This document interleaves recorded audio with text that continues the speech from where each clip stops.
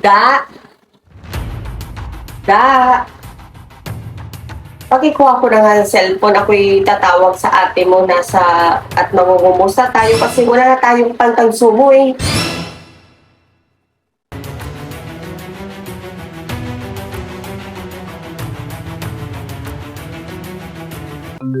Natawag na po.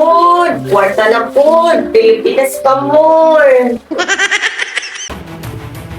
Hello. Chinkay. Oh, hi Manay. Oh, ba't kayo biglang napatawag? Musta ka naman po eh? Magparamdam ka naman sa amin. Hindi ka naman nangungumusta sa amin. Kung hindi ka tatawagan, hindi ka mangungumusta sa amin. Wow! Ah, talaga ba? Abay, syempre, alam mo naman kapag kami nangungumusta sa'yo eh. Alam mo naman yun. Oo. At alam mo ba, yung kapitbahay natin dito yung nakabili ng mga TV, nakabili ng refrigerator. Oo. Nakabili na nga ng lupa eh. Abay, magpadala ka naman dyan, anak, kasi bibili na tayo ng refrigerator, pati mga ibang appliances dito eh. Abay, bibili rin tayo ng lupa natin para hindi na tayo dito rent parang bahay. Abay, kakapadala ko lang nasa yung isang tapos ay magpapadala naman ako. Oh, baka kasi malaki yung sahod ng kapitbahay natin dyan at nakabili sila ng mga appliances pati lupa. Eh, maliit lang naman yung sahod ko dito eh. May marami pa akong problema. Marami din akong obligasyon dahil hindi lang kayo yung obligasyon ko, marami din akong obligasyon. Abay, hindi ko kit nandiyan na kayo sa abroad, susumbatan niyo ako ng ganyan.